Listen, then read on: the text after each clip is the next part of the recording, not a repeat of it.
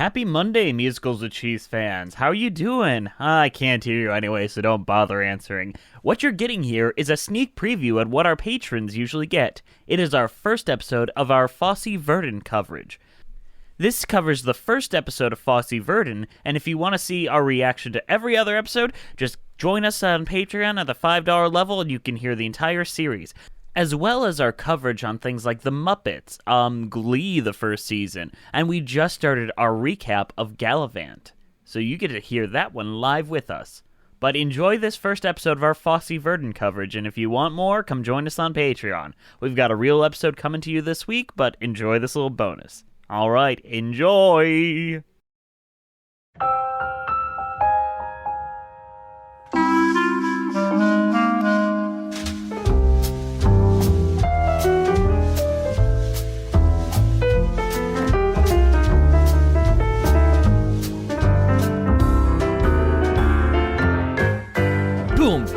Boom, boom, Fosse! You know, that jazz. Oh, what? We're talking about Fosse Verdon, guys. This is overdue, and it's all Andrew's fault. What? Andrew just hates giving you guys things because he hates you patrons so much. It's really Glee's fault, though, because we had Glee stuff prepared and then we didn't do it. Well, yeah, I got really sad. I stand by that choice. I think we made the right call there.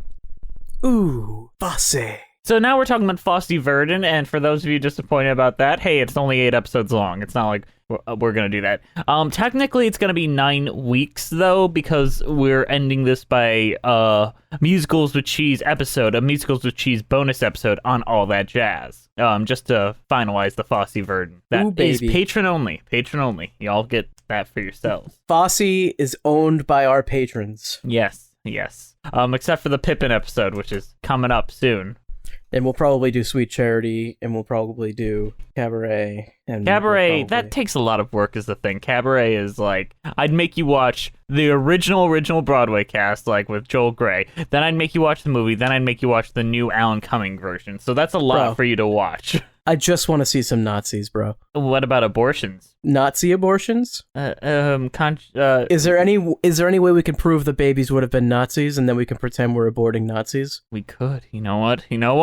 I'm in. Ooh, yes! You had to sell me. It was a hard sell, but I got there. It wasn't that hard of a sell.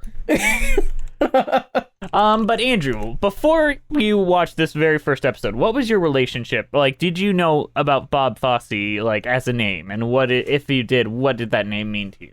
I watched All That Jazz with the commentary on one time. That's it? That's it. And Chicago. Yeah, Chicago. That's it. Just those two. Literally, you didn't see any parodies. You didn't, like, have, like, people say, oh, like, that's the Fosse moves and all that. No. Honestly, I didn't know this show was going to be about him because every time you said it, I thought you were saying Foxy. So I thought it was like Fosse Verdon. And I was like, who's Verdon? Who's Foxy? I guess Verdon is very foxy. I don't know who that is, but yeah. But this show is brought to us by Thomas Kail, the director of Hamilton, who is now, I think, like the father of Michelle Williams' child, which is pretty weird, but whatever. Nice. And they met on this show, so good for them, I guess. They did a good thing. No abortion. No Nazi abortion. No, but apparently I think Michelle Williams actually did have an abortion, and she, like, mentioned it in an acceptance speech, and then everyone's like, you baby killer! Well, I guess she did 2 good things then. No abortion and an abortion. Yeah. Fosse Verdon tells the story of the romantic and creative partnership between Bob Fosse and Gwen Verdon. Fosse was a filmmaker and one of theater's most influential choreographers and directors. Verdon was a critically acclaimed actress and Broadway dancer who won 4 Tonys. The story of the entire series unfolds through back-and-forth flashes the couple's relationship through the years. It includes reversals of power and status as well as the context that let it all happen. It also presents Fosse and Verdon's contribution to the entertainment industry, despite their personal problems. Now, Andrew, we're talking about the very first episode, the pilot, so to say. I want you to tell me what happens in it, from your point of view. Okay, well, I think the majority of this one is just about him filming Sweet Charity and the absolute disaster it is, and then him getting, or attempting to get, I think he does get it in this episode, right? The slot on Cabaret. I mean, yes. I mean, directing. He directs it and starts directing during it. Yes. And from all that, like, let's talk about that opening scene where he's directing the opening number to Sweet Charity, the "Hey Big Spender" number. Yeah. I've never seen anyone sum up what it means to make a movie or what it looks like. Yeah, this is what it looks like when you waste $20 million. Was it $40 million? Yeah. How much money was this? $40 million? A lot of money. This is what's going through someone's head when they waste that much money. Why are they leaning on the side? Well, they each have a story, Andrew. They all have a story. I like the dynamic between Fosse and Verdon. What is Bobby and what's her name? Gwen. I like the dynamic there quite a bit. And I think that's going to be the strongest part of the show going forwards, like by far. Mm-hmm. What do you think of the music numbers? I think that they went through painstaking attempts to recreate these specific, like, it is shocking how much they're similar. That's so much that like little changes freak me out. I was like trying to figure out if I should have watched those shows first before we did this, or those movies first. Pardon me. The thing is, should I have seen it? They don't spend much time on Sweet Charity or Cabaret. The ones that they really like dive deep into are Pippin, Chicago, and All That Jazz, which are the three that you have seen. So I feel like you're in a good position to get most of this. Where after and Damn Yankees, which I wish we had seen and we were supposed to do an episode about a long time ago, but it didn't come together. But we'll do that one day. That would make a really good episode. But that's in the next episode. Yes. Mm-hmm. You're giving away the behind the scenes that we've already watched the first 2 episodes. I mean, we do that for how we record. We gave it away in Glee. We do 2 episodes like recorded one time, so I don't have to look at your ugly mug every day. Every week. Exactly.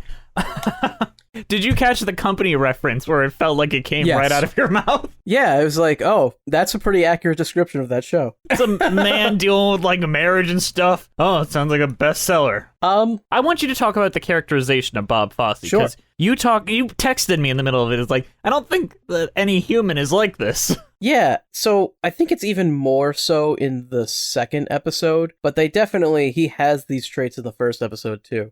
He's very, very awkward in like he talks softly most of the time and he doesn't say all that much. I'm trying to describe exactly how it is. You get what I'm saying though. I get what you're saying. I've never seen anyone act that way where you're like in a conversation with somebody and you're just kind of like, and then say something really out of left field, kind of as the next thing you say. Let's try it. You be Bob Fosse, and I want to see what you mean. Like, I don't know if I can do it, but I'll try. Bobby, how can we set up the lights for this next shot? I'm really worried about it. I don't think we need lights.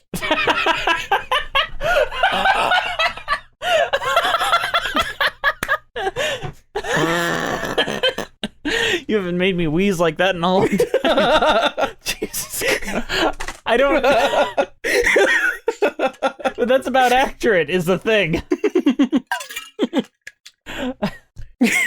I mean, compare this, because you've seen All That Jazz, or at least you've watched All That Jazz with the commentary on. Yeah. Because I sent you a bad file. You sent me the file with the commentary on, except for I could have shut it off, but... You could have texted me to be like, hey... I was like, why does he want me to watch it with the commentary on? That's weird. That seems like something you text someone about and be like, oh, this is how you fix it. And then, you just sat through it with the commentary. I didn't want to bother you, and there was some pretty interesting stuff. Yes. But from the characterization of Bob Fosse's self-insert character and All That Jazz compared to Sam Rockwell's performance here, like, how do they rank among each other? There's really no difference. They kind of feel like the same character. I don't know. They feel very similar to me. The thing is, Roy Schneider's performance of Bob Fosse, or I think his name was Joe Gideon in the movie, but he's basically playing Bob Fosse. Even when he showed up at Bob Fosse's funeral, it's like, his ghost is standing right there. Yeah, that was what someone remarked. And he's very confident, a lot more like, oh, I don't care. Like, he doesn't have that, like, navel gazing that Sam Rockwell puts into there. He has this very high confidence side, and you understand why he's more of a womanizer, where Sam Rockwell kind of feels like he can't function as a human in a different way than Roy Schneider's performance. Okay, so I think that's kind of almost because Bob Bob wrote himself in all that jazz, and he probably sees himself as that really confident womanizer type. But he was, though. He fucks so many women. So many women. But I think when other people are looking from the outside, you can kind of see that, like, no one is actually this confident, and no one is actually this, like, weird, and I feel like it's an act of sorts, because he's so self-conscious that he has to stand out in some way. I mean, that is fair as well. All right, let me compare those two performances, because, like, in here, they both kind of given moments to shine.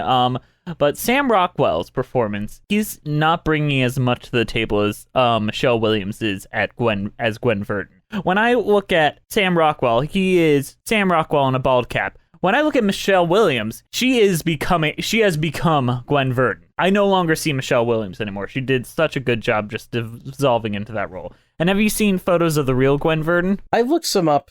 I was doing a bit of research while I was watching the show to kind of like sort of understand better what they're trying to do. So I saw a few pictures, not like a crazy amount though. But I think it's pretty uncanny how much alike they look. They do look very, very alike. Although a lot of that's probably, costumes, makeup, that kind of stuff. I think it's mostly just the hairstyle, but they also very much have just similar facial structures. But she nails it with the voice, especially when she's performing. Like, it is super effective, and we don't get much performances from her in this one, because she's kind of behind the scenes and working with her daughter at home. This first episode is much more about Bob, whereas I think, and I don't know if later episodes will also be like this, but the second episode is more about Gwen. Yeah, and that's kind of how it breaks down.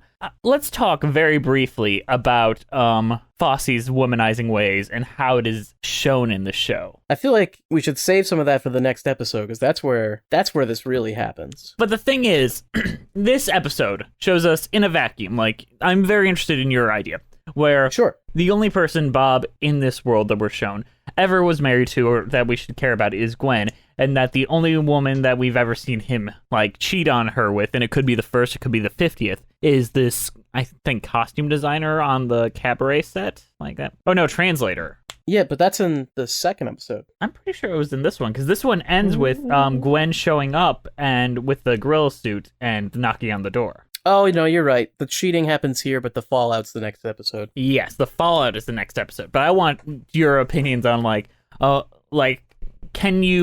was your opinion on, would this girl actually be interested in this very famous man married to a very famous woman, and, how that all plays out? Oh, yeah. I mean, I don't know about his mannerisms. I think he's kind of predatory, just a bit.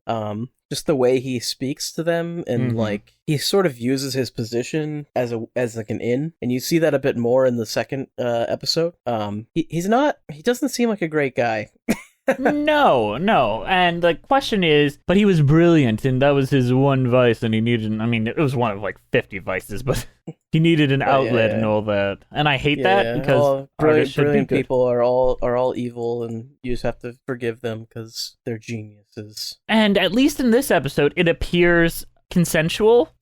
Well, and I feel like that was a big, caveat, even in the book Fosse, there was all the women wanted to do this, so let's be clear here. He didn't force them into it, but then again, when you're in a position of power... Let's be clear. Having a position of power and using it over women is in no way using it over anyone, whether you be gay, straight, or whatever. Yeah, of course. I'm not saying women specifically. I mean, he obviously is using it over women, though. So, on some level, it probably... Well, I don't even know if I can say probably, because I don't really know the details, but sure, I'll say probably was consensual. Yeah. Right? Yes, and there was moments where he came on too strong, where it was not reciprocated, and the problem there is they would do worse in the show, and he would not treat them as well because of that. Yeah. That is where you get to big issues, and we don't find that out so much later in this TV show, but you find it out quite often in the book that this is based on. Yeah, and I'm sure he doesn't seem too hesitant to kick people out of his shows, so I'm sure he would do that sometimes as well. So let's talk about the musical numbers within this episode, because we have the opening number, Sweet Charity, where they're directing the Big Spender number, which is A+. Like, they recreated the scene brilliantly, and just the way that they edit it, where it shows how they kind of work as this relatively unhealthy machine between the two of them. I think that's great. Then we have the Mayan hair scene, where he's choreographing and having all these issues and like trying to figure out how to stage it with the choreography and then how to shoot it with the staging. I that scene is perfect in its own way. Like, and I like that they don't. It's interesting. They just keep doing the same number over and over again, which is interesting because it's accurate. Yeah, it's cool to see that. I think, which is somewhat interesting for us covering it. None of the music is non-diegetic, is that right? Yeah, that'd be non-diegetic. It's all diegetic. All the music is taking place in the show, at least so far, unless, I don't know, do you count like flashbacks as being non-diegetic? I don't think like, what do you mean? That. Like when you flash back to Damn Yankees and play it over a different scene happening, but I don't know. No, nothing like that. There are songs in the show that are non-diegetic, though, when he gets deeper into his drugs and all that. Oh, I can't wait. Yeah, and then there's like full musical numbers, and it gets real intense, and this show dives into surrealism a bit. They really do all that jazz. They do, except, different. This All That Jazz, the TV show. It really has the same tone, though. Like, they didn't change anything tonally from All That Jazz. And I think that it's intentional, because they're probably trying to get some of the fans, replicate the style, get the fans of that, because it's the same subject matter. But you know me, All That Jazz is my favorite film of all time, and I think that this does a very good job replicating a lot of the stylistic choices that Bob Fosse made as a film director. Yeah, I mean, in the first scene, I didn't even know what this was about, because I'm a dummy who doesn't like research anything before we start watching it. I don't watch musicals, Jess. Yeah, so literally I didn't know what it was about, but in like the first scene I was like, oh, this is like All That Jazz. It's like he walks out with a cigarette in his mouth and it's like 70s musical shit happening, and it's like, okay, this is All That Jazz. But name me any other film aside from that one and any other show aside from this one that dives equally as deep into the musical theater world as it does in the filmmaking, which is just kind of my chocolate and peanut butter mixed together. I don't know, maybe that like Walt Disney movie. I didn't watch it. The Mary Poppins Walt Disney movie? Yeah, the Mary Poppins one. I didn't watch it, so maybe that one. I remember that was the most frustrating film watching experience I had, because the Walt Disney shit is so entertaining. Then it will cut to like P.L. Travers' childhood in Australia, and you're like, I'm bored. Who cares? A little bit. I can't wait to watch that Winnie the Pooh movie, but it's about the actual Christopher Robin. What? Yeah, there's a Winnie the Pooh movie about the real Christopher Robin. Not the one with the talking animals, like the other one? The real Christopher Robin. It's about that guy. Who gives a fuck? Yeah, and it's about how everyone makes fun of him because he's Christopher Robin. Well, the kid, J.M. Barrie wrote Peter Pan about this group of boys that he met in the park, and then he would eventually become the father of because he married their mom. Yeah. And he just gave all the Lost Boys in Peter Pan their names, and then one of the boys was named Peter, and yeah, that kid eventually threw himself in front of a fucking subway train because he was sick of that shit. That's not funny at all, but it's hilarious. Oh my God.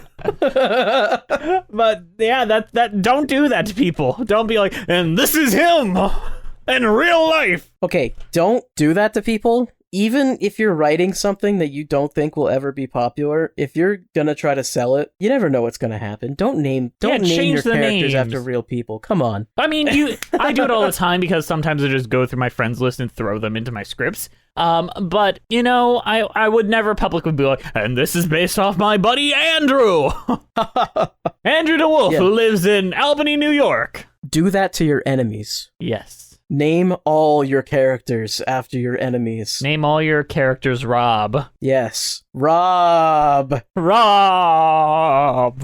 And Brent. No, we love Brent. Don't do that. Brent, you're now the main character of the Wright Brothers musical. I'm sorry. We cut out the Wright Brothers. All about Brent. We're going to name one of them Brent and the other one Black. The thing is, I know he won't listen to this, so it's like... Whatever. You have anything else to say about episode 1 here? I feel like we haven't even talked about the episode. Oh, we talked about it a little bit. I wish you had It's a pilot. Yeah. I wish you had seen Cabaret a bit, because I wanted to know if you agree with the gorilla discussion. Okay, I don't know what it's about, but from what I heard, and I absolutely agree with this joke on top of a joke premise. People do this all the time. They're like, we're telling a joke, but like, let's like make it so like there's more than one joke. Yeah, and it's like, okay, but that ruins the joke. You know, like, you don't have to have the person telling the joke wearing googly eyeglasses. That doesn't improve your joke at all. You know, like... Tell that to Carrot Top, my friend. Carrot Top's awful. He seems like a really nice guy, though, I will admit. I'm Carrot sure Top he seems is. Like a really I'm sure cool he dude. is. And he looks kind of like me, if you, like, made me look like Carrot Top. No, guys. Patrons, tell us who you think Andrew actually looks like, because it's not Carrot Top. It might be Bozo the Clown. That's not true.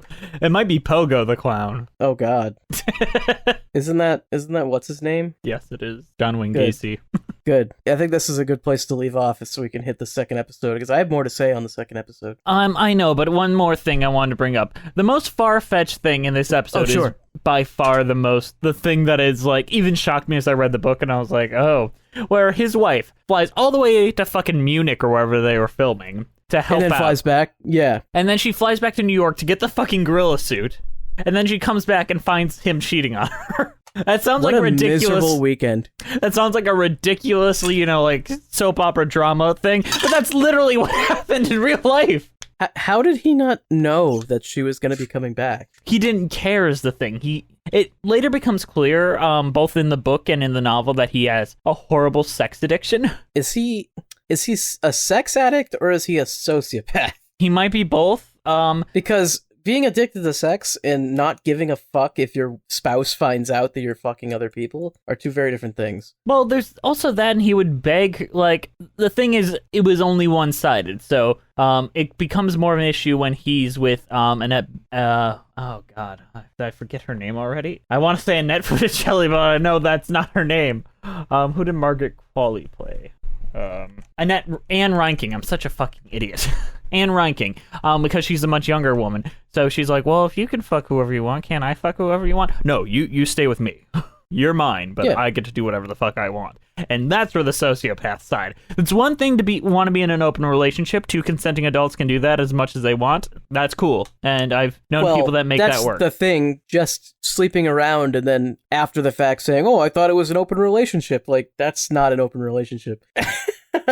And later they justify... we'll talk about this when we get to the bottle episode that they have in here. Oh boy. I think this is all for this episode. We're going to continue. All right, guys. Next week. We'll see you next time on our Fosse Verdon podcast. We're about to get very controversial, by the way. You got to stay tuned. Yeah, we're going to say some shit. I'm gonna... Don't. All right, we'll see you next time the on episode. Musicals with Cheese and whatever the show is. Bye, patrons. This is Patrons with Cheese, actually. Patrons? Fuck. Yeah, okay. This is Patrons with Cheese. We'll talk about whatever the fuck we... I have to do all the branding around here. Jess doesn't put in any effort. We'll see you next time, guys.